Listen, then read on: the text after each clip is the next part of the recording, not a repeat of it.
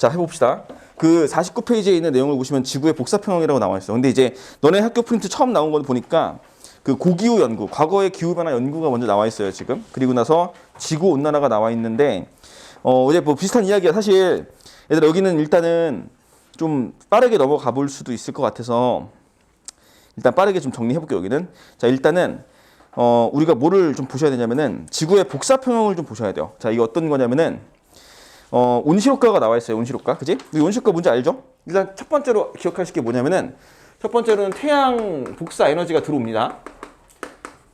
태양 복사 에너지가 우리로 들어오죠. 근데 태양 복사 에너지가 기본적으로 여기는 우리가 자외선이라는 녀석과 플러스 가시광선과 플러스 적외선이 합쳐져 있죠. 물론 다른 것도 조금씩 들어있는데 주로 적외선, 가시광선, 자외선 요거 얘기하는 것이고 거의 50% 정도가 가시광선이에요. 됐지? 그러니까 정도의 그 태양 복사 에너지가 우리에게 들어오고 있구나라고 생각하시면 되겠지? 그러면 이제 보시면 기본적으로 이제 태양이 이렇게 대기가 있고 지구가 이렇게 있어요. 그러니까 여기는 우주겠고 여기는 이제 대기고 여기 이제 지구거든. 근데 이제 주로 보시면은 우리가 첫 번째로 아셔야 할 게 뭐냐면은 들어오는 에너지 중에서 아예 애초에 우주로부터 튕겨져 나가는 애들이 있어요. 그러니까 대기 지구로 아예 진입도 안 되는 애들이 있단 말이야. 그게 뭐냐면은 좀 아래다 그릴게. 요거를 그림을 높은 것 같아서 좀만 아래다 그릴게요. 여기다 그려 다시. 여기 지구고 다시 대기가 이렇게 있고 대기. 여기 우주인데 태양 복사 에너지가 들어오면은 아예 태양 복사 에너지가 들어오다가 지구로부터 들어오지도 못하고 튕겨져 나가는 애들이 있어요. 그게 얼마냐면은 대략 한 30% 정도가 아예 들어오지도 못하게 튕겨져 나가 버리는 거야. 이걸 우리가 뭐라고 부르냐면은 반사율이라 불러요. 됐죠? 반사율. 지구의 반사율은 그러니까 30%야. 무조건 태양 복사 에너지가 들어왔을 때 70밖에 안 들어오고 30은 들어오지도 않아요. 아예. 그래서 아예 튕겨져 나간 요소가 하나 있다는 거 기억해 놓고 그럼 이제 나머지 70이 들어오잖아. 70이 들어오죠. 70이 들어오는데 들어오는 애들 중에서 대기로도 일부가 흡수가 되고 또 지구도 직접 흡수가 돼요. 나눠져 가지고. 그 세세한 비율은 여기 이제 나중에 다시 한번 체크를 해보면 되는데 기본적으로 씩 이제 나눠져 간다고 보시면 돼요. 그러니까 대표적으로 예를 들어서 그냥 대기로 20% 정도 흡수가 되고요. 흡수한다고 봅시다. 들어서. 자, 근데 이때 너희들이 알다시피 자 50% 정도의 에너지를 지구가 흡수하면은 반드시 지구는 다시 이걸 뭐하니? 방출하죠. 다시 방출이라는 걸 하거든. 그래서 50이 들어오면 다시 그 에너지 그대로 다시 방출해내요. 얼마를 방출하냐면 50%를 방출하겠죠. 됐어? 사실은 50%가 아니야. 이거 이제 50%로 얘기하지 않겠고 예를 들면은 100%라고 얘기할게요. 됐어? 이렇게 얘기할게. 이게 말이 되니 안 되니? 지구는 실제로 50을 흡수했지만 100을 방출해요. 말이 되는데? 근데 지구는 현재 이렇게 하고 있어. 현재 이렇게 하고 있는데 이게 뭐냐면은 이런 과정이 하나가 더 들어가는 거죠. 중간에 이 대기가 여기한테 50% 정도를 다시 돌려주고 있어요. 지금 현재. 됐어? 무슨 얘기인지 알겠니? 대기가 가지고 있는 에너지 중에 50%가 다시 흡수가 된다고. 이거를 재흡수라고 그래. 자, 그래서 그러니까 재복사라고 하다. 재복사에서 대기는요.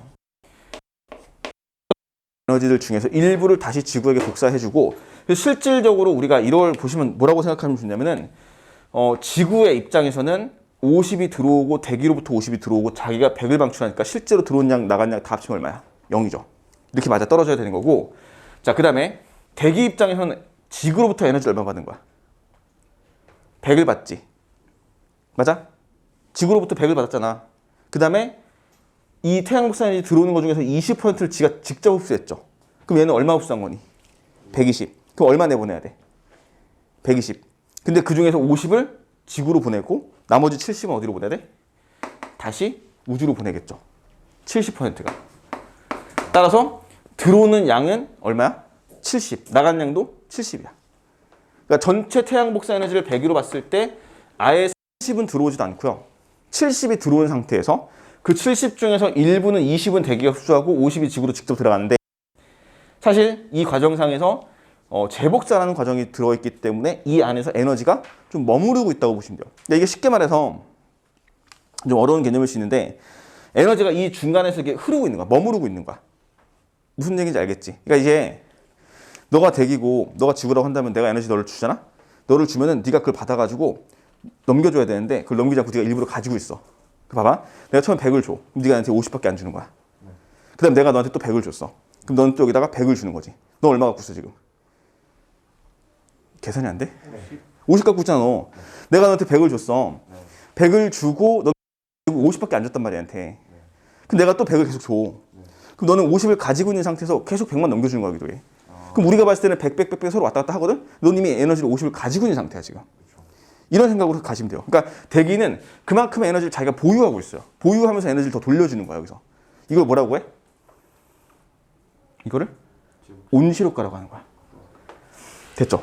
다시 지금 내가 뭘 얘기한 거냐면은 온실효과라고 하는 가장 기본적인 메커니즘을 얘기한 거예요. 온실효과는 이런 식으로 이어지고 있어요. 현재 지금 대기 지구는 들어오는 에너지가 뭐 더 많고 더 적고 이런 게 아니라 그냥 그대로 계속해서 에너지가 순환하고 있는 과정. 그러니까 즉 태양으로부터 에너지를 받아가지고 그대로 100을 받았으면 그대로 100을 내보내고 있는 상태인데 그 와중에 이 일부의 에너지들이 여기서 돌고 있다고 생각하시면 되겠고 그게 누구 때문에 가능한 거야? 대기 때문에 가능한 거야. 만약에 대기가 없었다고 한다면은 대기가 없으면은 에너지가 그대로 들어와서 그대로 다 나간다고 보시면 돼요.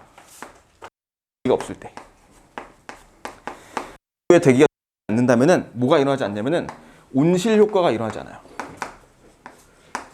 온실 효과가 일어나지 않는다라고 보시면 돼요. 대기가 있기 때문에 온실 효과가 발생한다. 그러니까 지구는 온실 효과의 효과예요. 이거는 온실 효과는 어떤 효과를 낼 수 있냐면은 지구의 평균 기온을 높인 상태에서 그러니까 높은 온도에서 좀 더 높은 온도에서 복사 평형이 가능하다라고 얘기합니다. 복사 평형이 가능하다. 자, 지구의 평균 기온 몇 도인지 아니 혹시? 평균적으로 지식구 대충? 몰라요. 12도. 15도. 지구는 전체적으로 15도씨라고 보거든요. 뭐 추운데 그 따뜻한 다 합쳐가지고. 그러면은 대기가 있기 때문에 조금 높은 온도, 지금 15도씨 정도 되는 온도에서 복사 평형이 가능하다. 자, 복사 평형은 뭘까요? 복사 평형. 같은 거. 복사 에너지가 평형을 이루고 있다는 거야. 그러니까 다시 말하면은 태양 복사 에너지가 우리에게 그대로 들어오잖아. 그대로 지구가 다시 뱉어내요. 들어오고 나간 양이 서로 같다가 바로 복사 평형이야. 복사 에너지의 평형이 이루어진다. 근데 복사 평형이 이루어지는데 조금 더 높은 온도에서 복사 평형이 이루어지고 있다. 이렇게 해서 됐니? 자, 쭉 정리를 다시 합시다. 일단 첫 번째로 용어적인 거 해석할 때 우리가 복사 평형이란 말이 있어요. 자, 복사 평형은 뭐라고 해석하면 되냐면은 들어오는 태양 복사 에너지와 나가는 지구 복사 에너지의 크기는 같다. 복사 평형입니다. 이게 맞죠? 들어오는 태양 에너지가 서로 같다. 근데 얼마로 같냐면은 지구의 반사율이 30%라는 걸 감안하면은 100대 100이 아니라 70대 70으로 같다는 거죠. 30은 아예 들어오지 않고 튕겨내가니까. 그러니까 큰 틀에서 봤을 때 100 맞아. 근데 그 100이라는 숫자가 사실은 이렇게 합쳐서 100이라는 거죠. 이 두 가지의 합이 100이 된다는 거 기억해 놓으시면 되겠고, 온실효과는 방금 얘기했다시피 복사평형이 일어나는데 그 복사평형이 조금 더 높은 온도에서 누구 때문에? 대기 때문에. 그래서 온실효과라고 하는 거는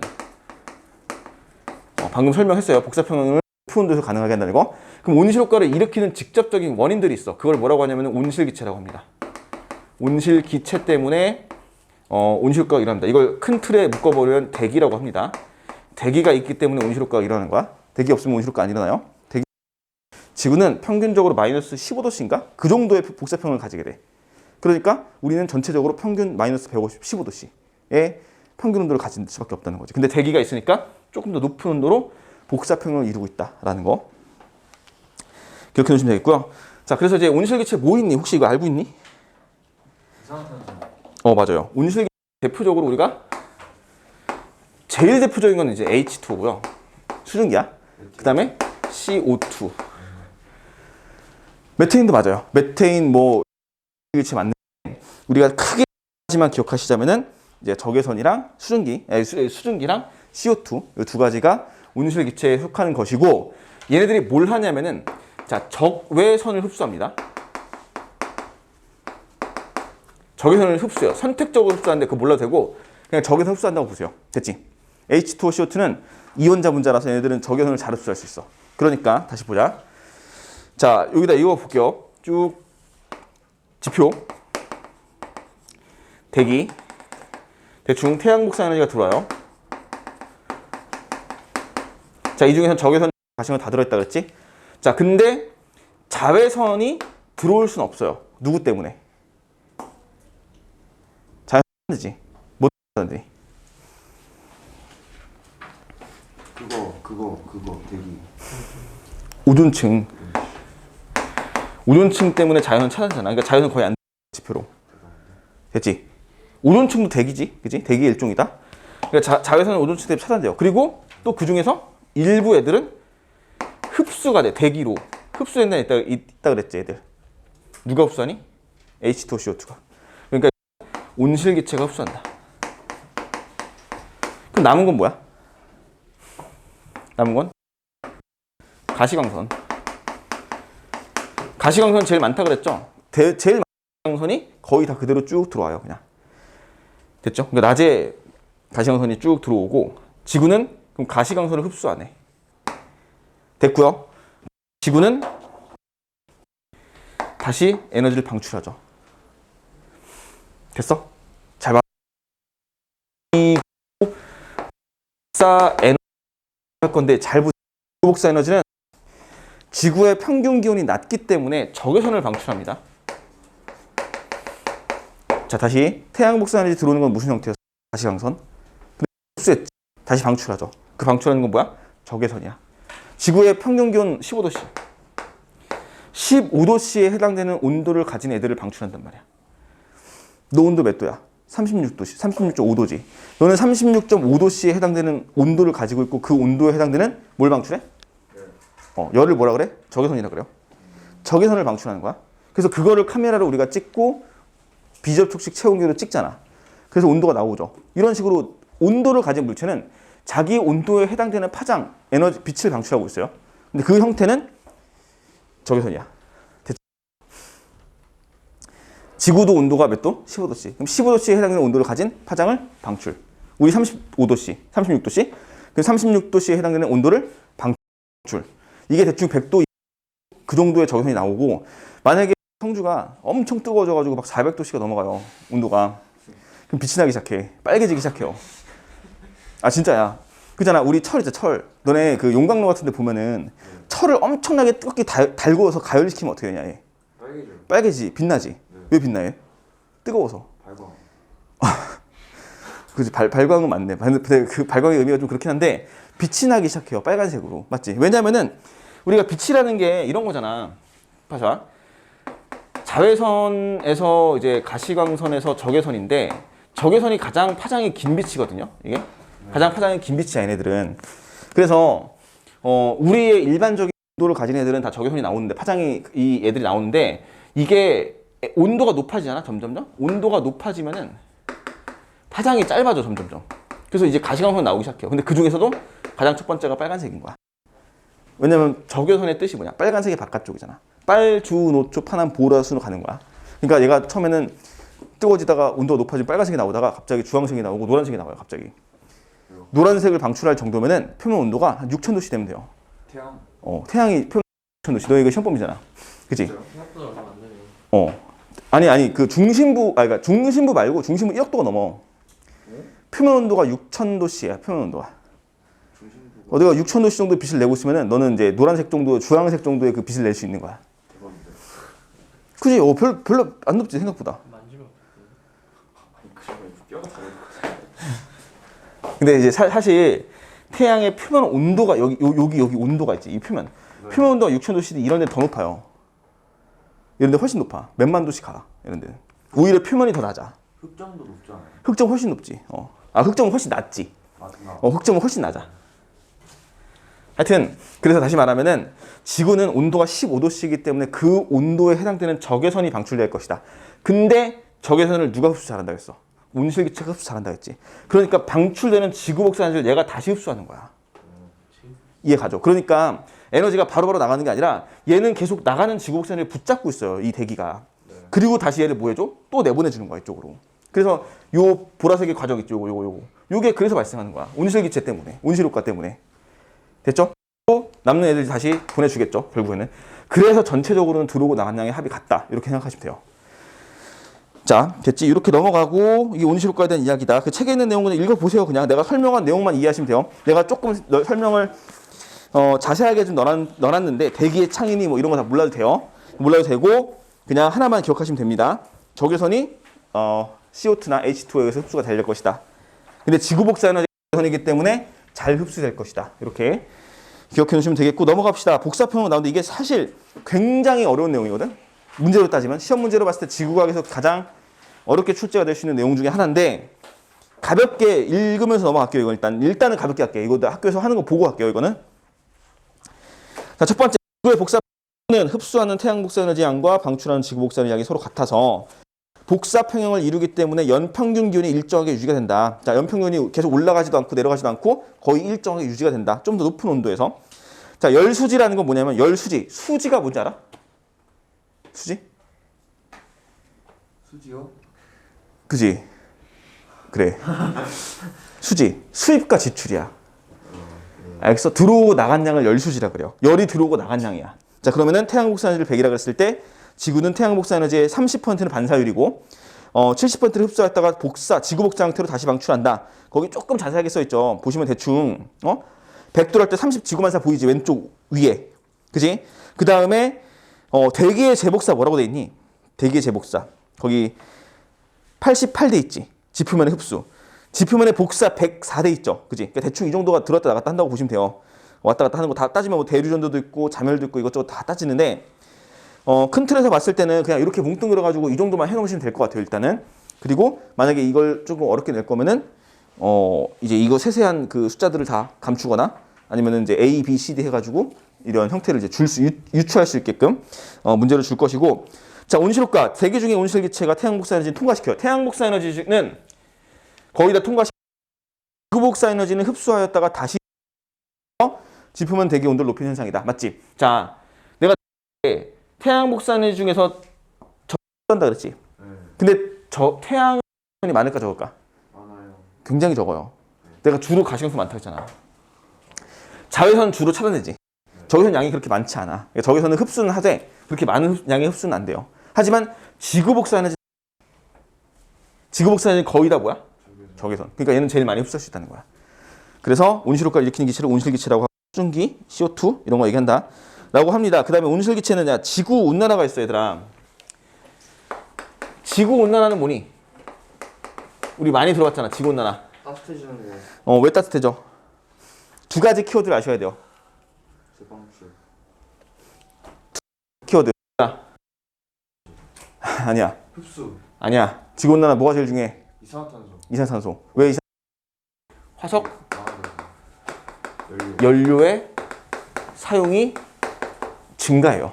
맞지? 인간의 화석연료 사용이 증가하다 보니까 CO2의 방출량이 증가하고요. CO2 방출량이 증가하다 보니까 뭐가 커지는 거야? 온실효과 좋은 거야 나쁜 거야? 좋은 거죠. 좋은 건데 필요한 건데 온실효과가 CO2의 증가에 의해서 필요 이상으로 증가하는 거야. 필요 이상으로.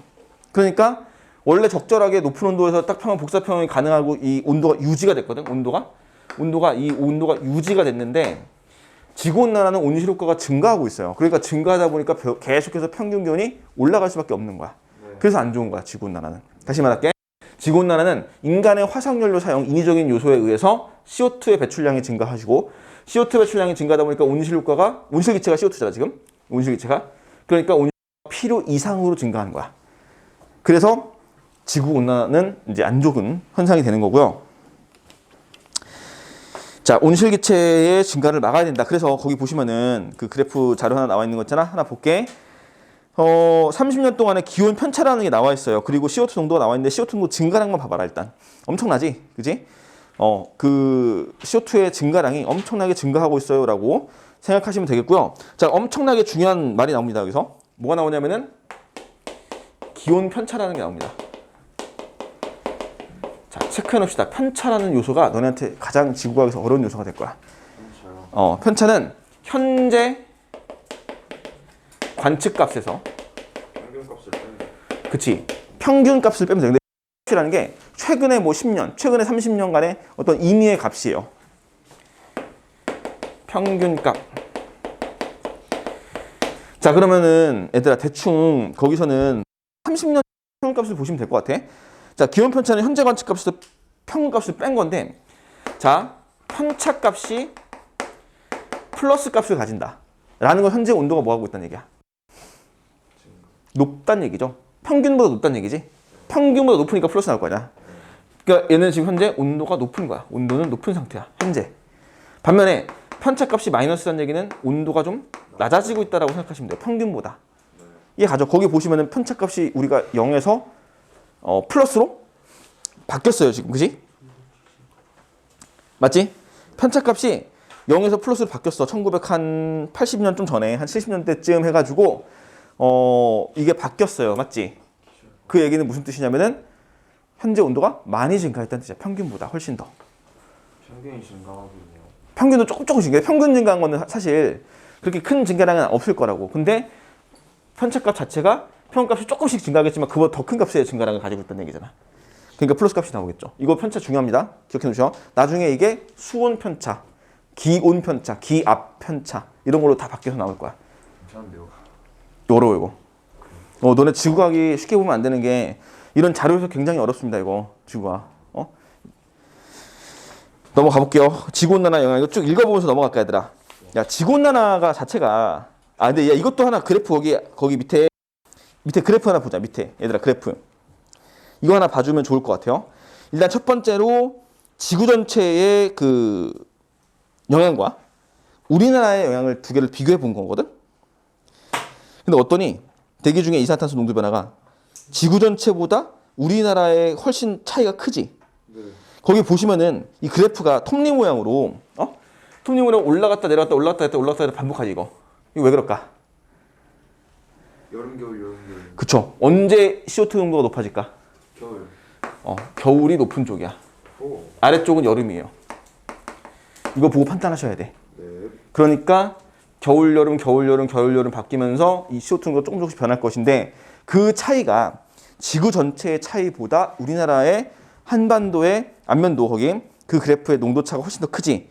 그리고 증가량도 더 커요. 얘가 훨씬 더. 그러니까 우리나라는 조금 더 1년의 증가폭이 더 크게 나타난다. 그리고 최근 들어서 조금 더 증가 추세가 더 강해졌다라고 보시면 되는 게 오른쪽에 연평균 기온 변화 보세요. 연평균 기온 변화. 거기도 보시면은 쭉쭉쭉 나와 있죠. 연평균의 비율가. 근데 변동성이 매우 크다. 우리나라는 변동성이 매우 크고 한반도랑 지구 전체가 전체적으로 다 증가 추세에 있다. 라고 보시면 되고요. 됐죠?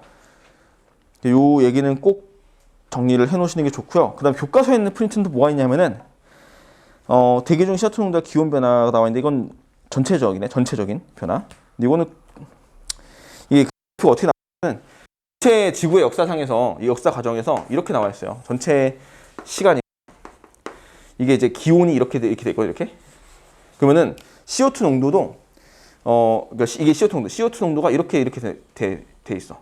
CO2 농도. 이거는 기온. 무슨 해석으로 볼 수 있겠니? 대체적으로 CO2 농도 높을 때 온도 높죠? 낮을 때 낮고 높을 때 높고 이런 식으로 간다는 거야. 그냥. 거의 그래프 꼴이 비슷하게 보인다. 이렇게 해석하시면은 되겠어요. 쌤. 기온이 낮을 때 CO2 농도가 높아지는 거 아니었어요? 왜? 아니 이건 이게 전체적인 이게 뭐 여름 겨울 이거 얘기하는 게 아니라 이건 잠깐 시적으로 본 거잖아. 근데 이거는 45억 년 보는 거야. 45억 년의 전체를 봤을 때 또는 뭐 몇십만 년을 봤을 때 이렇게 그러니까 스케일이 엄청 큰 거야.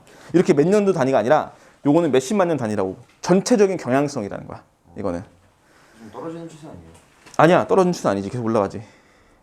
올라가는데 그게 떨어지는 게 아니라 올라가는 그 커브가 완만해지고 있는 거지. 됐죠? 좀 지울까? 그 오른쪽에도 넘어가 보자, 얘들아. 저기 다음 페이지 52페이지 평균 기온 편차 있지. 거기 보시면은 그냥 지구 전체랑 우리나라 비교해 보시면 돼요. 우리나라가 지구 전체보다는 좀 더 높다. 그다음 1960, 70년대부터 시작해서 화석연료 사용량이 급격하게 증가하고요. 그때부터 편차값이 플러스로 바뀌기 시작했고, 근데 특히 우리나라는 1960, 70년대부터 엄청나게 강력하게 산업 발전을 이뤄왔기 때문에 지구 전체의 증가량보다 훨씬 더 큰 증가량을 보여요. 이게 우리나라의 이 온실효과, 지구온난화의 경향성이다. 이 경향성을 물어볼 수가 있어요. 전체적으로 지구 전체보다 추세가 우린 조금 더 심하다라는 거고, 그 밑에 거는 읽어보세요. 아래 거. 봄 길어지는 여름, 겨울 짧아지고 이런 거 있잖아. 그리고 농작물 재배지 북상 이런 거, 마열대 기후 확대 이런 거였지. 옛날에 제주도에서 막 무슨 파인애플 자라고 막 이런 거 있잖아. 그런 거 보시면 돼요. 제주도 원래 파인애플 자라나? 잘해요? 원래 잘해요. 진짜요? 그래? 아니 몰라. 넘어가서 51페이지 앞장 보세요. 51 앞장. 연기 썼네.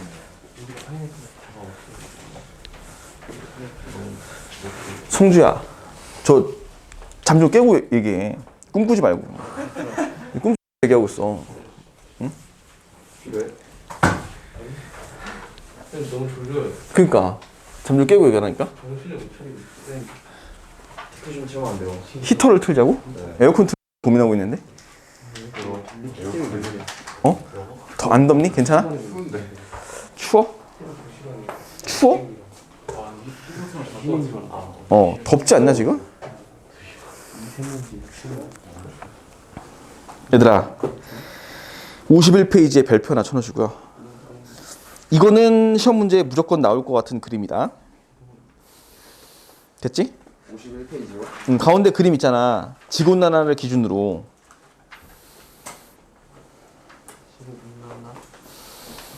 이거는 이 그림은 아마 100% 시험 문제에 나올 거라고. 이거 아닌가? 이거. 줄 나가겠죠. 이 내가 방금 얘기한 거 있지? 이건 100% 시험 문제 나올 거야. 중요하다 했어? 이거 중요해요. 이거 제일 중요한 이야기라고 보시면 될 것 같아. 그래가지고 자, 나올 수가 없지. 그치? 무조건 나오지. 그래도 만약에 안 나오면 말고. 안 나올 수도 있으니까. 근데 이거는 거의 나온다고 보시면 될 것 같고요. 이제 이거를 결국 지구온난화에 거기다 옆에 써놓으세요. 가속화라고 써놓읍시다. 가속화. 그러니까 이게 가속화라는 거는 속도가 더 붙는다는 뜻이잖아. 점점점 이게 일정하게 속도가 증가하는 게 아니라 점점점 급격하게 증가한다는 얘기거든. 근데 이게 왜 그래야 되냐면은 그거예요. 이 자체가 서로가 서로에게 영향을 줄 수밖에 없거든. 자, 대표적으로 생각을 해보자. 되게 많아. 이게 되게 사례가 되게 많은 거라서 사실 어느 걸 특정 하나 딱 이렇게 정할 수는 없지만 기본적으로 지구온난화가 발생을 했어요. 그냥 지구온난화의 발생에서 가장 첫 번째 요소는 뭐였어? 우리가 화석연료 사용했잖아. 그지? 자, 화석연료의 사용량의 증가 때문에 이산화탄소가 증가했어요. 그지? 화석연료의 사용량의 증가에 의해서 CO2의 농도가 높아집니다. CO2의 농도가 높아지면 가장 먼저 이제 얘네들이 온실 효과가 더 커질 거니까 제일 대표적으로 나타나는 현상 중에 하나가 뭐겠니? 기온이 높아지지.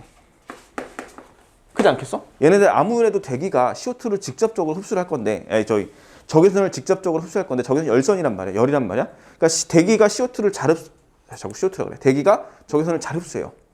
잘 흡수하다 보니까 기온이 높아지겠지. 그럼 기온이 높아지면은 그로 인해서 나타나는 현상 중에서 수온이 어떻게 될까? 어떻게 될까? 수온. 기온이 높아지면 수온도 높아지겠죠. 맞니? 기온이 높아지면 수온도 높아지겠지. 네. 수온이 높아지면 나타나는 현상. 죽어요. 뭐가 죽어? 그래, 물고기의 폐사, 그것이 생태계 변화지. 그러니까 이거 수온은 생태계 쪽은 좀 빙수. 이따가 빙수 같은 소리가 나네. 자, 수온이 높으면 먼저 첫 번째로 CO2의 용해율이 이게 중요합니다. 떨어져요. CO2는 탄산이죠. 물속에 녹으면은. 네. 그지? 탄산은 따뜻할 때 잘 녹아, 차가울 때 잘 녹아. 잘 녹아요. 차가울 때 잘 녹죠. 근데 수온이 높아지면 CO2 용해율이 증가하니 감소하니 그럼? 감소. 잘 안 녹는다는 얘기지. CO2의 용해율이 감소한다는 얘기는 대기 중에 있던 CO2가 물속으로 자꾸 녹아야 되는데 그게 안 녹는 거야. 그럼 결국에는 대기 중에 뭐로 바뀌는 거야? 대기 중에? 그치. 대기 중 CO2의 농도가 증가한다고 보시면 되겠죠. 그러면 이것도 수온만 높아진 게 아니라 CO2를 또 한 번 증가시키게 돼. 그러니까 기온 더 올라가겠지. 맞지? 이게 감소, 이게 그 뭐야? 그 순환. 가속화라고 하는 거지. 자, 그 다음에 또 있어요. 화석연료 사용량의 증가를 가지고 우리가 뭐를 얘기할 수 있냐면은 산림 벌채 삼림이라고 하죠. 삼림. 삼림 벌채량이 어떻게 돼? 증가하지. 됐지? 삼림 나무 많이 베는 거야. 아니 근데 화석연료가 왜냐면 우리가 공장 많이 돌려야 되고 뭐 제품 많이 생산해야 되고 이런 것들 때문에 산림 면적이 감소한다고 보시면 돼요. 됐어? 산림 면적의 감소로 이어지겠지. 그러면은 산림 벌채량이 증가하니까 이것도 두 가지로 나눠볼게요. 첫 번째, 나무가 많이 없어져. 그럼 CO2 어떻게 돼? 대기 중에 CO2가 어떻게 되니? 대기 CO2가. 증가해요. 나무가 원래 뭐하냐? 광합성하잖아. 네. CO2 대기 중에 CO2를 광합성해서 흡수해서 가져야 될 거 아니야. 호흡도 해요. 근데 얘가 못하니까 대기 중에 CO2 농도 어떻게 돼? 높아져요. 그치? 대기 중에 CO2 농도는 증가한다고 보시면 돼요. 얘도 증가하네, 그치? 그러니까 이게 사실 하나 아니야. 이 하나가 엄청나게 많은 연쇄적 효과를 나타내고 있는 거라는 거죠. 됐어? 그리고 산림벌채 됐지? 그 다음에 또 하나냐면은 산림의 면적이 감소합니다. 면적이 감소해요. 그 얘기는 곧 사막화의 진행이라고 보시면 돼요. 사막화 현상으로 간다는 거. 그러니까 전체적으로 나무의 면적 자체가 그 숲의 면적 자체가 줄어든다는 얘기는 그만큼 황폐해진 땅이 증가한다고 보시면 되거든. 꼭 사막화라고 해서 꼭 사막을 얘기하는 게 아니더라도 일단 뭐 좀 황폐한 땅, 그죠? 이런 것들을 얘기하는 거기 때문에 사막화가 좀 증가한다라고 보시면 될 것 같아요. 요거는 됐지? 자, 그리고 또 뭐 아까 수온 높아지는 거 가지고 이것도 얘기할 수 있겠죠. 세 번째, 여기 따로 하자. 뭐야? 해수면 상승. 해수면 상승 왜 되냐면은 빙하가 녹아요. 그치? 빙하의 면적이 감소합니다. 빙하 면적 감소하죠. 빙하가 녹기 시작하는 거야. 빙하가 녹으면서 해수면이 어떻게 돼? 상승할 것이고요. 육지 면적의 감소로 나타나겠지? 육지 면적이 감소하면 어떻게 될까? 죽어요. 그치, 생태계 파괴. 일단 첫 번째로 육지 면적 감소에 의해서 생태계 파괴. 그러니까 이거 결국에는 막 그런 걸로 가요. 그냥 감소, 생태계 파괴, 해안 서식지 파괴, 갯벌 파괴 이런 것들 가고, 그다음 뭐 기상 이변, 강수량 증발량의 변화, 뭐 이런 거죠. 이런 걸로 다 가고, 그다음 갑자기 뭐 폭우, 한파, 뭐 아니면은 그 뭐 기상 이변 우리 여름 길어지는 거 이런 거, 이런 것들 막 발생하고 다 안 좋은 얘기로 가는 거죠 결과적으로. 그렇게 보시면 되겠고, 그 다음에 빙하가 자 봐봐, 빙하가 면적이 줄다는 얘기는 닥쳐. 반사율이 잘 봐라. 반사율이 어떻게 될까? 감소해요. 반사율이 빙하는 반사율이 낮아. 높아요. 높아요. 높겠지. 빙하는 반사율이 높은 애들인데 반사율이 높은 애들이 줄어드니까 반사율 낮아져요. 반사율이 낮아지는 거지. 그럼 반사율이 낮아진다는 얘기는 무슨 뜻이야? 태양 복사에너지를 더 많이 못 튕겨내고 더 많이 들어온다는 얘기지. 그러니까 태양 복사 에너지의 흡수량 자체가 어때? 증가하는 거지. 반사율이 적다는 얘기는 많이 들어오는 얘기잖아. 그럼 많이 들어온다는 얘기는 그럼 복사평이 또 깨질 수 있다는 얘기잖아. 그러면 에너지 더 많이 들어오니까 온도 높아지겠지. 또 가속되는 거야. 됐어? 이게 전체적으로 다 이제 이렇게 이어지는 겁니다. 그 다음에 또 하나 볼까? 여기서 수온 높아지는 거 하나 더 이어볼까? 수온 높아지면은 강수량 증발량 중에 누가 증가할까? 증발량이 증가하겠지? 그지? 증발량 증가는 여기서도 있어요. 육지 면적 감소에 의해서. 바다 면적이 증가하잖아? 그러면 육지에서 증발을 잘 돼? 바다에서 증발 잘 돼? 바다에서 잘 되잖아. 그러면 증발량이 증가하지. 증발량 증가하면 뭐가 증가하는 거니? H2가 증가하는 거죠. H2 증가하면 뭐야? 온실기체 증가하는 거지. 또 높아지는 거야. 그러니까 되게 많아요. 이렇게 따질 수 있는 게 엄청나게 많단 말이야. 그러니까 이런 것들이 다 복합적으로 이어져서 출제를 할 거예요. 학교 그러니까 시험이나 이런 데서 예를 들 수도 있고 뭐 이제 연세되는 그 작용들을 물어볼 수 있게. 그러니까 요거는 이제 또 중간중간 계속 체크를 합시다. 일단 이렇게 정도만 먼저 기억을 해놓는 게 좋습니다.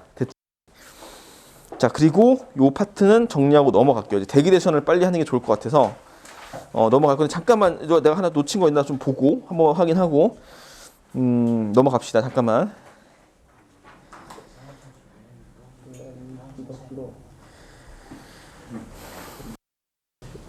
오늘의 하루는 망치고 쌤, 응? 이산화탄소의 용해율이 떨어지는데 왜 해양 산성어가 없죠? 이산화탄소의 농도가 감소하는데 해안산성화? 용해율이 떨어지. 용해율이 떨어지면 물속에 CO2가 안 녹는데 왜 해양이 산성화가 되냐고? 그거는 이렇게 보시면 돼요. 용해율이 떨어지는 건 맞는데 그게 수온이 높아지니까 아니다. 수온이 상관없이 이게 비율 때문에 그래. 비율. 그러니까 용해율 자체는 줄지만 실제로 녹아져 가는 양은 더 많아져. 이게 그러니까 비율 때문에 그래요. 이거는. 근데 그 비율이 증가하는 양이 뭐 때문이지? 뭐 있더라? 막 그런 되게 여러 가지 있지 않나 이거? 그냥 이산화탄소가 많아져서 그런 거야. 물 속에 CO2 양이 증가하는 건 맞는데 이 용해율을 감소라고 해서 얘가 물 속에 녹아져 가는 게 적긴 한데 그 적은 양의 비율 그 양이 그렇게 많지 않고요. 다른 요소로 인해서 증가량이 더 많을 거야. 그거는 비율 때문에 그래. 해양 산성화는. 근데 그것도 내가 옛날에 다 알았는데 까먹었어. 찾아볼게. 해양 산성화에 대한 자세한 그 내용. 이거 학교 시험에 들어가니 이거? 나오나? 찾아봐야 돼 이것도. 해양 산성화. 야, 근데 내용이 뭐 다 한 것 같은데 지금? 기후 변화, CO2.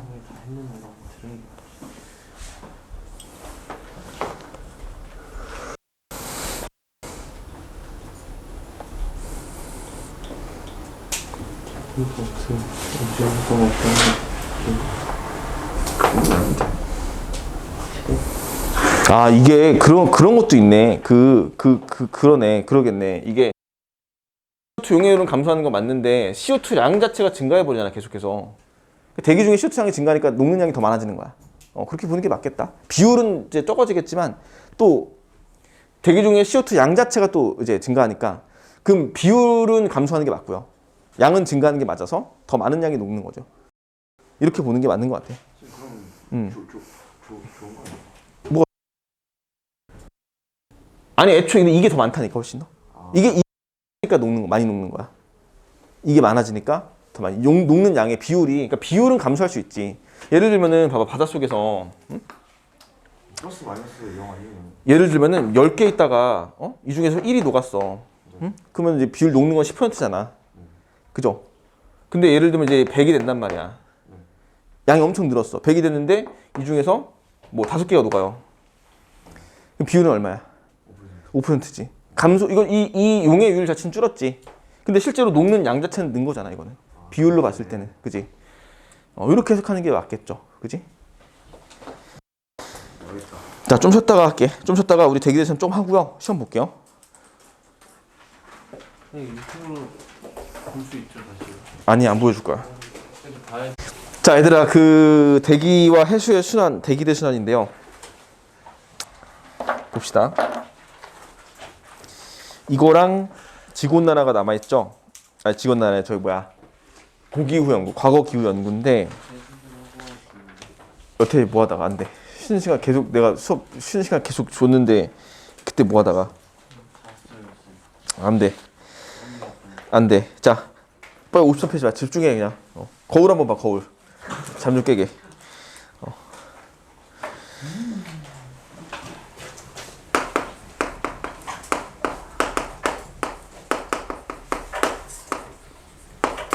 와, 근데 진짜 시험법이 진짜 많다. 엄청 많다. 그러니까요. 응? 장난 아니다. 학교 전화해야 이거 하고도 다음 주에 지구과학 한 번 더 해야 되잖아. 그리고 물리 한 번 더 해야 돼. 그럼 진도는 와 장난 아닌데? 그럼 벌써 여기 시험인데 바로? 저 이것도 나와요? 이거 나가지. 그 헤들리 순환 이거 다 했지? 헤들리 순환, 페렐 순환 학교에서 했던 거 대기대 순환. 이거요? 요거 모델 이건 그지? 해류도 했을 거라고 아마. 진짜요? 음, 큰일 나는데? 엄청 많아 시험 범위. 수업을 안 들은 사이에 얼마나 많이 나와. 그러니까. 이 너네 큰일 났어 지금. 온라인이 문제. 학교에서 했으면 들었는데. 자, 그 대기대순환이 뭐냐면은 이제 이거예요. 아까 얘기했던 거 있잖아. 태양 복사 에너지가 지구로부터 지구에게 들어와 이제 들어오는데 이게 그냥 단순하게 그냥 들어오는 게 아니라 이런 식으로 들어오죠. 지금 이제 보면은 위도별 에너지의 불균형이라고 해가지고 이렇게 보시면 돼요. 자, 지구를 이제 4분의 1로 쪼갰을 때 보시면 태양 복사 에너지는 태양이 저 멀리 있기 때문에 거의 지구에게 나란하게 들어와요. 이렇게 이게 들어오는 태양 복사 에너지의 그건데 이제 사람이 지구가 둥글기 때문에 서 있는 위치에 따라서 태양상수. 태양 상수라는 것도 했어서 어떻게 알아? 아빠 알려줬어요. 그래? 이렇게 들어온단 말, 이렇게 이제 서 있단 말이야. 그러니까 사람이 서 있는 위치에 따라서 들어오는 태양의 고도가 달라지죠. 그지? 여기는 우리가 보통 뭐라고 하냐면은 저위도라고 하고요. 여기를 이제 고위도라고 하고 여기는 중위도라고 해서 얘를 보통 이제 3등분을 합니다. 이렇게 3등분을 보통 해놓고서는 저위도 지역, 중위도 지역, 고위도 지역 이렇게 나눠놓거든. 또는 여기를 이제 보통 적도 지역이라고 하죠. 적도. 여기를 적도라고도 하고 여기는 이제 극지역이라고도 합니다.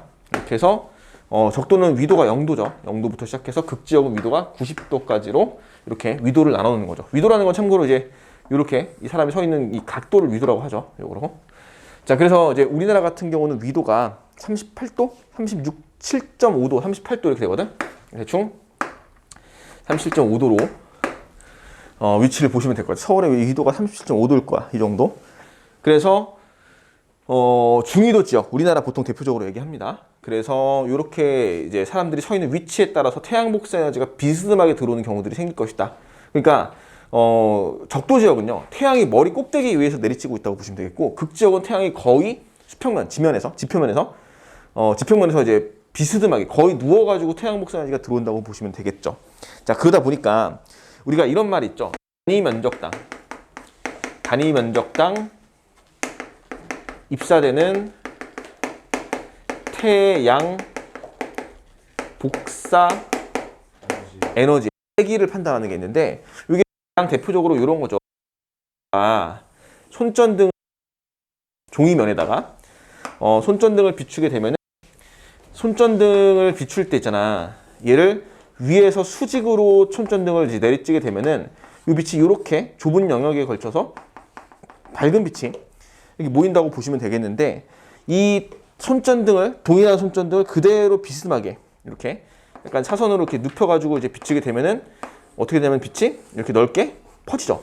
대신에 면적은 넓어진단 말이지. 이렇게 비춰지는 면적은 넓어지되 대신에 이 단위 면적에 들어가는 태양 복사 에너지의 세기는 약해진다는 뜻이죠. 그지? 그래서 저위도 지역은 이제 두 가지 요소가 있죠. 일단 첫 번째로 단위 면적당 들어오는 태양 복사 에너지가 세요. 그지? 그 다음에 태양이 떠 있는 시간이 길어요. 얘네들은. 그러니까 이게 우리가 요 이제 그림 하나 더 그려볼게. 이렇게 단순하게 이해하려면 이렇게 반구를 이렇게 그려요.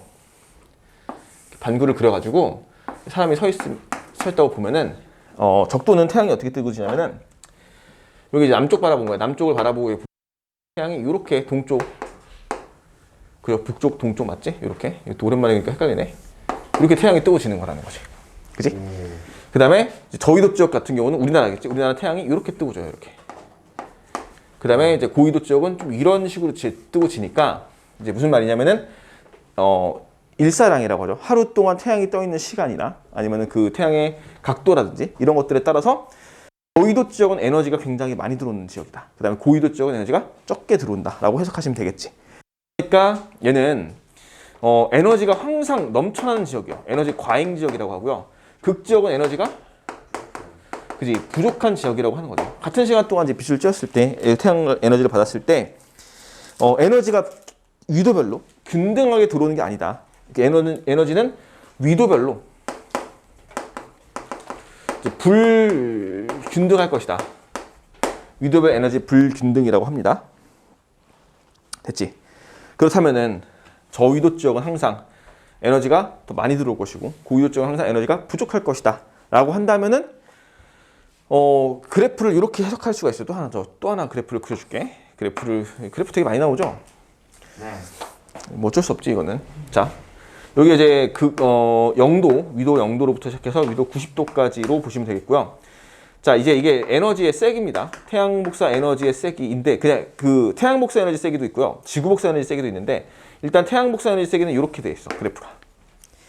이게 들어오는 태양 복사 에너지의 세기입니다. 위도로 갈수록 점점 줄어들죠. 그지? 이렇게 되는 게 하나 있고요. 그다음에 방출되는 지구 복사 에너지의 그래프도 나와 있는데 이렇게 나와 있습니다. 이게 방출되는 지구 복사 에너지인데 자, 우리 이 얘기했던 거다 얘들아. 그 지구의 평균 기온이 15도씩에 해당되는 한다 그랬지. 근데 들어오는 태양 복사 에너지는 이렇게 차이가 좀 크거든요. 이런 두 가지 요소들에 의해서. 근데 지구 복사 에너지는 극적으로 가도 거의 0도. 네. 그다음에 높은 데 가도 거의 25도. 25도밖에 차이 안 나니까 실질적으로 방출하는 지구 복사 에너지는 큰 차이가 안 나요. 그래서 이렇게 그 차이의 폭이 크지 않는다. 하지만 태양 복사 에너지는 좀 큰 폭으로 떨어진다 이렇게. 이게 보다 보니까 이게 저위도죠. 적도 지역에서는 그지? 나가는 지구 복사 에너지보다 들어오는 태양 복사 에너지가 더 많다는 거지. 그러니까 에너지 과잉이라고 하는 거야. 반면에 극지역은 나가는 에너지보다 그지? 들어오는 에너지가 더 적기 때문에 에너지가 부족하고요. 자, 에너지 과잉량과 에너지 부족량은 서로 뭐 해야 돼? 같아야 돼요.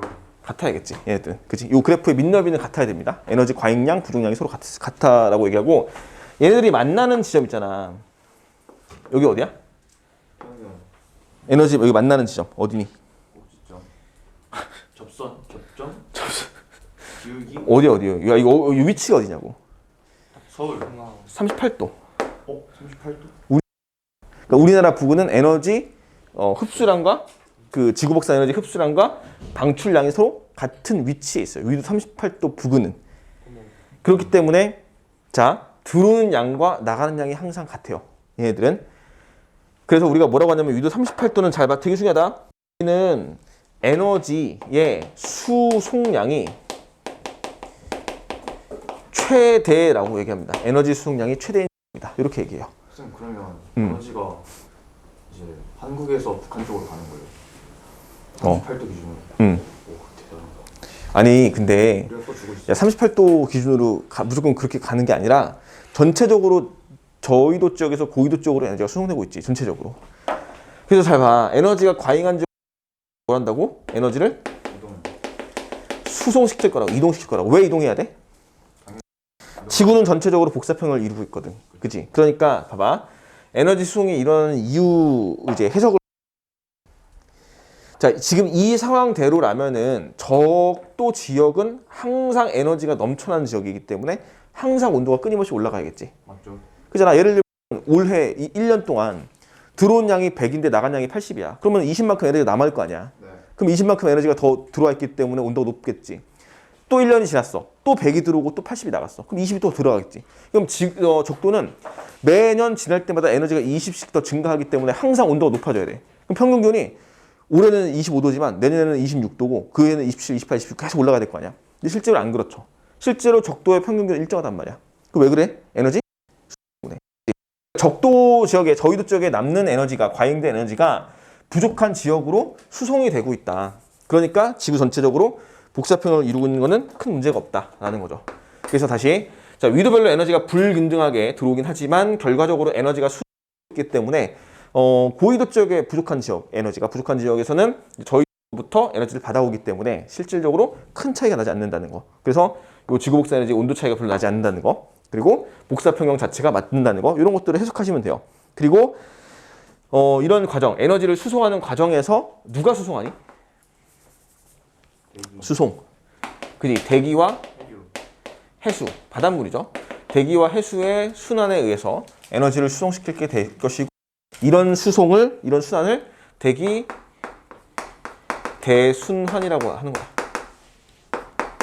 됐죠? 대기라고 얘기합니다. 자, 우리가 첫 번째로 중요한 거는 뭐냐면은 우리나라 부근에서 에너지 수송량이 최대이구나. 반드시 기억해 놓으세요. 에너지 수송량이 최대인 거는 흡수 방출량이 같아서가 아니라 여기에 있는 요만큼의 그래프의 면적에 있는 에너지가 요 반대편으로 다 넘어가야 돼요. 됐지? 그러기 위해서는 가장 많은 양의 에너지가 거쳐가는 지점이 된다는 거죠. 이해가죠? 무슨 얘기냐면은 만약에 이 지역에서 온도를 우리가 체크하면은 요만큼밖에 안 넘어가는 거야. 그잖아. 여기 파란색에 해당하는 에너지가 넘어가겠지, 이쪽으로. 그러니까 이게 아까 얘기했다시피 38도라고 해서 무조건 다 넘어가는 게 아니라고. 그러니까 여기서는 안 넘어가 그럼? 아니지, 넘어가지. 무조건 넘어간다고. 넘어가는데 넘어가는 양이 여기서 최대라는 거야. 알겠죠? 기억해 놓으시면 돼요.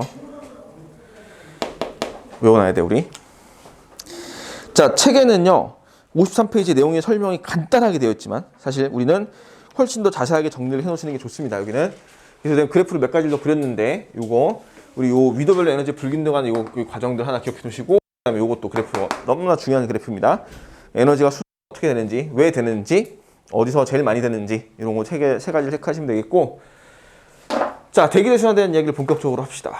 대기대순환. 시험이 너무 많아가지고 내가 너무 빨리 급하게 나가는 것 같긴 한데 여유 있게 나가진 못하네요, 확실히. 이게 사실 되게 많아요.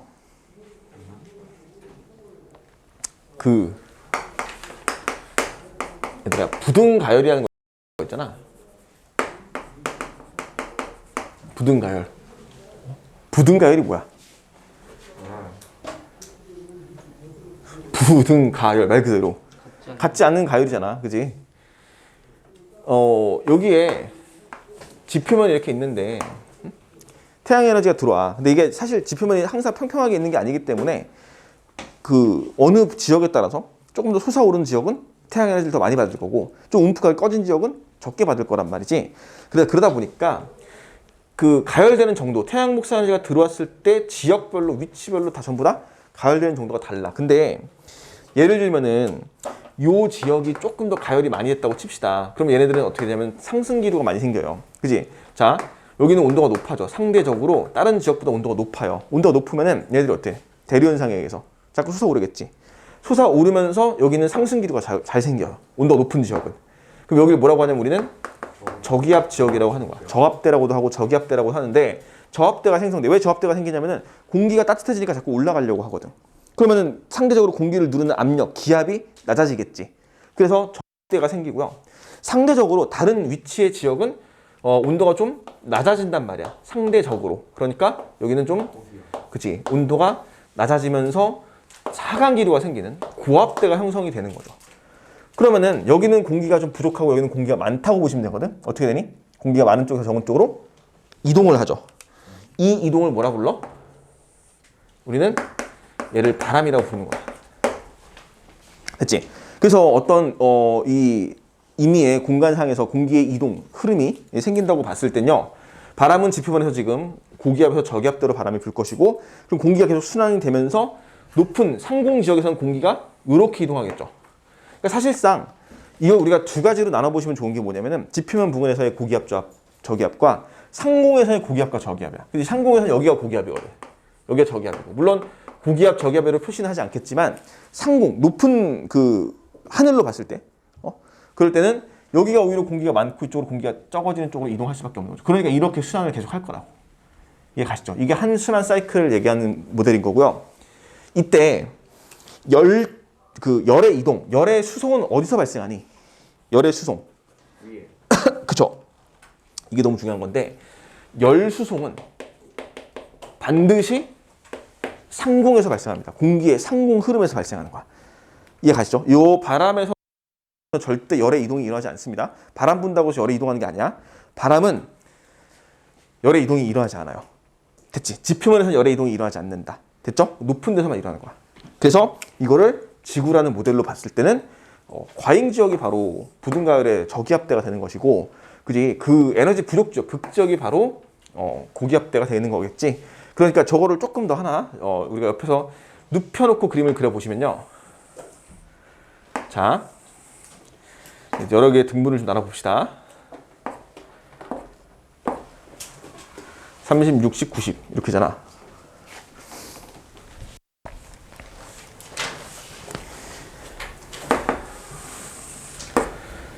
30, 60, 90 이렇게 해서 여기가 0도고요. 30도, 60도, 90도로 표시가 되고 여기를 이제 저위도, 그 다음에 여기를 중위도, 여기는 고위도라고 하고 여기 적도, 여기는 이제 극지역. 지표면 얘기한 겁니다. 지표면. 자, 근데 아시다시피 적도는 무조건 무슨 기압이야? 여기는 저기요. 저기압대가 생기겠지. 왜냐면 여기 따뜻하잖아. 여기는 무조건 고기압이 되겠죠. 차갑잖아, 여기는. 딱 큰 틀을 봤을 때.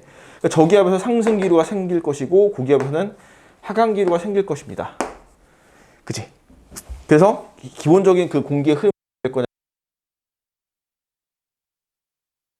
그 에너지 부족한 지역으로 에너지를 쭉 수송을 시킬 건데 가다 보니까 어떻게 쭉 온도가 낮아지면서 밀도가 커지면서 자꾸 이렇게 가라앉아요.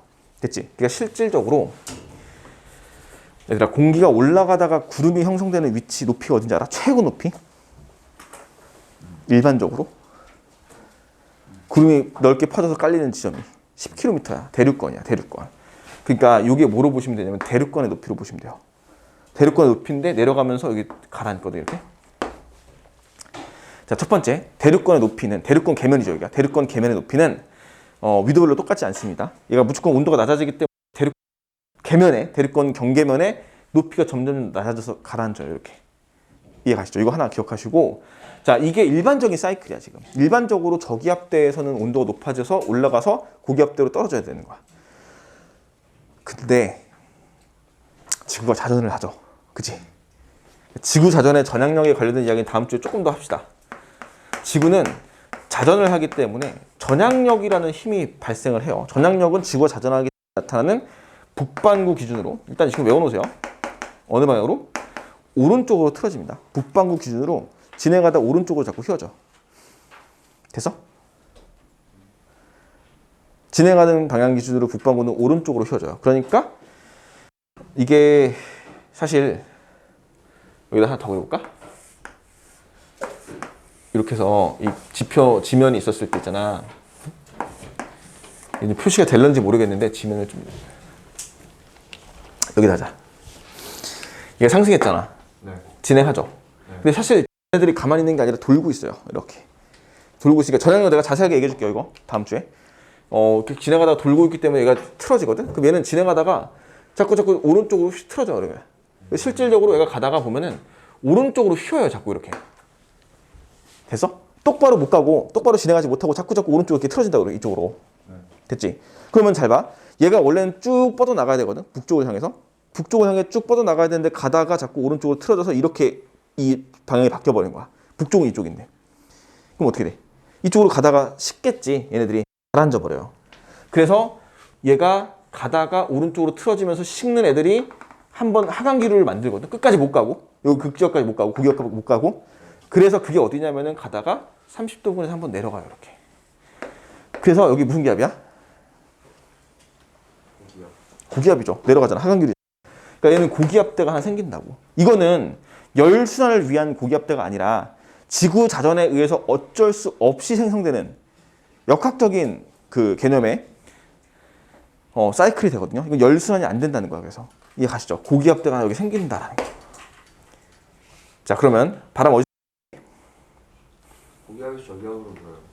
이게 바람이겠네. 맞죠? 그럼 이걸 다시 한번 지구의 그림을 봤을 때 왜 비춰? 뭐라고? 뭐라고 했어? 멋있대. 뭐가 멋있어? 지구 멋있지. 그치? 적도, 그치? 그럼 적도 여기 30도입니다. 여기는 60도고 여기는 이제 극적이겠죠? 90도가 되는 것이고 0도고요. 맞지? 그러면 30도에서 0도로 바람이 고기압에서 저기압으로 아래쪽으로 불겠지. 그러니까 무슨 바람이 불어? 북풍 계열의 바람이 부는 거야. 북쪽에서 불어오는 바람이거든. 근데 마찬가지로 불어오다가도 얘도 어떻게 돼? 휘어요. 오른쪽으로 휘어지지. 그래서 실질적으로 바람은 이렇게 오른쪽을 향해서 불게 되는 거야. 이걸 우리는 뭐라고 부르냐면은 북동무역풍이라고 합니다. 맞지? 북쪽에 동쪽에서 불어오는 바람이거든. 너무 무역풍이요. 지구 안에 있는 사람의 기준인 거죠. 뭐가? 오른쪽으로 분다는 거. 아니 모든 다. 그냥 북반구는 무조건 오른쪽이야. 전향력. 그 전향력의 원리는 내가 다음 주에 설명해줄게. 오늘 시간이 안 돼가지고 전향력 원리는 내가 다음 주에 설명해줄게. 진행하다 오른쪽으로 돌아요. 무조건 반시계로 돌아. 그러니까 우리 저기야 올라갈 때도 이거 배우지 않았니 너네? 여기 상승기로 할 때 이렇게 반시계로, 그지? 이렇게 감겨지고 내려갈 때 이렇게 감겨지고. 그림 저기 맞아요. 뭐가? 이거? 맞아. 맞긴 맞아. 왜? 적도 쪽에서 그쪽으로 가는 건 적도에서 극으로 그건 상공. 얘는 바람은 지표만 해서 부는 거. 얘는 열이동이 아니야. 얘는 바람이야 바람 그냥. 지표만 해서 부는 바람. 이걸 이제 북동 무역풍이라고 하는 거야. 그럼 바람 불 때도 그 휘어요? 그러면? 바람도 휘어요 무조건. 바람도 휘고 위에서도 휘고. 무조건 다. 무조건 지구는 너가 공만 던져도 다 오른쪽 휘게 돼 있어. 진짜요? 응 무조건 휘어져. 신기하다. 신기하다. 너 달려가도 오른쪽으로 휘어져 막 던져. 아 진짜요? 병신인가? 근데 달려가는 건 다르죠. 달려가는 건 다르지 않아요? 맞아. 공 던지면 날아가다 오른쪽으로 휜다니까. 무조건 다 휘어. 무조건 다 휘어. 너 똥 싸고 화장실에 물 내리면 어디로 휘어? 얘 돌잖아. 빙글빙글 이렇게 돌잖아. 반시계 돌잖아. 아닌데요? 맞죠? 아니에요. 맞죠? 무조건 그렇게 돌아요. 그래서 비유가 좀 그런데 비행기 욕조- 화장실은 왜 물이 안 돌아요? 비행기 화장실? 그냥 뻥 하고 그냥 가운데. 그거는- 좀 오래됐다. 그거는 이제 압력을 세게 하여튼 욕조에서 물 받고 물 빼면은 이제 반시계로 휘어요. 저희 집은 오른쪽으로 해요. 무조건 이거 오른쪽이야. 반시계야. 아닌데. 너는 그럼 딴 데 살고 있는 거야. 넌 남반구에 살고 있어. 그건 안 보는 데 살겠어. 남반구는 시계 방향으로 돌아. 이렇게. 이게 근데 저 이렇게 도는 그게 시기 방향인데요? 놀라운 발견. 이렇게 도나? 맞아요. 저희 시계는 이렇게 돌죠. 그렇지. 이렇게 돌아. 저희 집에 물이 안 나와서 모르겠어요. 이거 그래서 왜 그래요? 왜 그런 거? 전향력 때문에 적도에 가면은 여기서는 물이 이렇게 돌고 여기서 물이 이렇게 돈다고. 개멋있다. 쌤 팽이도 항상 오른쪽으로 돌아요? 팽이는 네가 돌리는 손 방향으로 돌아. 자 됐지? 고기압 저기압 됐죠? 그다음 여기서도 이제 퍼져 나가겠지? 고기압에 공기가 내려오면은 무조건 지면에서 퍼져 나갈 거니까 이렇게 퍼져 나가지. 여기도 이렇게 모이겠죠. 다시 여기 뭐가 돼? 저기압이 생깁니다. 맞죠? 그래서 여기는 상승 기류가 생겨나요. 60도 부근에서는 저고 됐지. 저기압 고기압 저기압 고기압 나눠지는 거야. 자 상공으로 올라간 공기 어떻게 될까? 퍼져요. 퍼져나가겠지. 근데 얘는 자연 흐름 만나가지고 이렇게 내려가는 애가 생길 것이고 얘는 역행해서 거꾸로 지나가는 애들이 생길 수밖에 없어요. 이렇게. 자 중요한 건데 뭐냐면은 잘 봐라. 순환이라고 해서 열적 순환이라고 해서 실제로 우리가 지금 이거 왜 이렇게 해야 돼? 왜 이렇게 돌아야 돼? 얘네들이 열 에너지를 궁극적으로 수송하는 게 목적이죠. 저위도에 남는 에너지를 고위도로 보내는 게 목적이잖아. 그럼 어디서 이동하냐면은 이 지표면 부근에서는 이동하는 게 없다고. 그럼 어디서 이동하냐면은 상공에서 이동한다 했지. 이게 바로 열을 이동의 열 순환 아니야? 열 순환? 열? 그지? 열 이동하겠지? 반면에 여기도 순환은 맞는데요. 그지? 반면에 여기는 어떻게 하니? 거꾸로 거슬러 가는 애들이 있네. 여기 이렇게. 얘는 열이 아니에요. 그래서 중요한 겁니다. 열적 순환이 될 수 없어요. 여기는. 돼서? 왜냐면은 상공에서 열 에너지 높은 위도에서 낮은 위도로 가거든. 60도에서 30도로 가니까 이건 열을 이동하는 게 아니지. 그러니까 얘는요, 이 가운데 있는 사이클은 열적 순환이라고 보지 않는다는 거야. 그래서 이거를 처음으로 발견한 사람이 헤들리, 페렐 이런 사람이거든. 그래서 얘 순환을 뭐라고 하냐면 헤들리 순환이라고 합니다. 헤들리가 처음으로 이 순환 사이클을 발견해냈어. 그리고 페렐이라는 과학자가 이 중간에 이렇게 복잡하게 하나의 사이클이 더 생기는 걸 또 찾아내요. 나머지는 당연히 이름 붙을 이유가 없겠지. 발견 사람이 없으니까. 그러니까 얘는 극순환이라고 하는 거야. 이렇게. 헤들리 순환, 페렐 순환, 극순환이라고 부르고요. 페렐이 뭘 발견했다고? 요 중간에 떨어져가지고 이렇게 열적 순환이 아닌, 이 열적 순환 아닌 거를 다른 말도 뭐라고 하냐면 간접 순환이라고 합니다. 간접. 그러면 직접적으로 하는 게 아니니까. 페렐 순환은 열 순환이라고 할 수 없는 거예요? 없는 거죠. 헤들리 순환, 열 순환. 그러니까 헤들리가 처음에 뭐 했냐면은 내가 맨 처음 그렸던 그림 있죠. 맨 처음에. 헤들리가 뭐 생각했냐면은 야 여기는 무조건 저위도고 여기는 무조건 고위도니까 야 이렇게 내려가서 이렇게 떨어져야 돼. 이게 헤들리 순환이지 처음에. 근데 이거는 지구가 자전하지 않았을 때 처음 생각한 이 모델이야. 지구가 자전하지 않는다면은 무조건 바람은 북풍만 불 것이고 순환은 이렇게 될 것이야. 근데 실제로의 순환 사이클은 이렇게 복잡하게 되어 있죠. 그래서 개신기하네. 요 얘기를 다음 주에 조금 더 이어서 정리할 건데요. 우리 오늘 여기까지 할 거야. 자, 여기서 이제 바람이 이렇게 오른쪽으로 불겠죠. 이거 편서풍이라고 합니다. 편서풍 맞지? 저 배소풍. 다시 여기는 극동풍이라는 바람이 이렇게 부는 거죠. 이렇게 해서. 자, 정리를 좀 잘 해놓으셔야 돼요. 이거는 암기할 것도 많고요. 정리할 것도 많습니다. 다음 주에 시간이 좀 없어가지고 우리가 이거 한번 정리 더 할게요. 조금 더 디테일하게 암기해놓고 보셔야 됩니다. 이거는